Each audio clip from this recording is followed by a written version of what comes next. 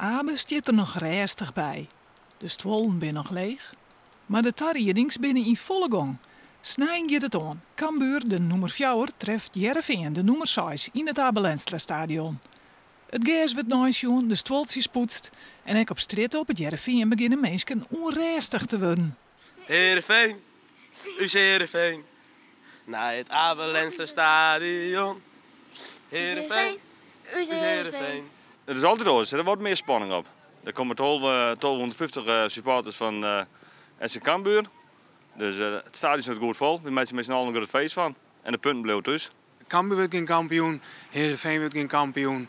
Dus nu is spanning, toch? En dat is mooi aan voetbal. Iedereen is er druk mee bezig. En ja, dat is het. Ja. Volgens meer dan andere wedstrijden. Laat de herten maar komen wie slacht ze. Dus laat ze maar komen. Er is maar één club in Friesland en dat is Heerenveen. Ook bij de Ljouwe ter Herten lag het de strijdlust op. Het geel en blauw zit in mijn bloed.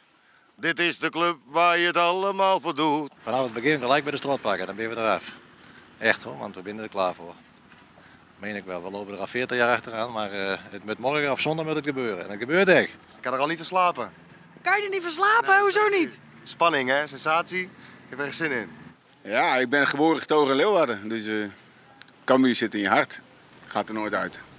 De supporters van Cambuur zijn vanzelfs al drok dwaande met ludieke acties om even een pripke naar de boeren van DKV uit te dealen. Dat is een verrassing hè, dat zien we zondag allemaal. Ik zeg er niks. Ja, maar daar praten we verder niet over hè. Het addertje komt onder het gras vandaan op de zondag hè. We hebben wel wat in petto, ja.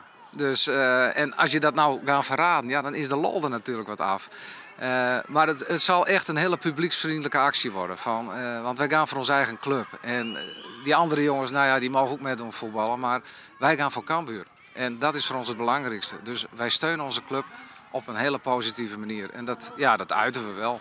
Wat Abe er na dit weekend nog zakreers bij zit, is dus de vraag.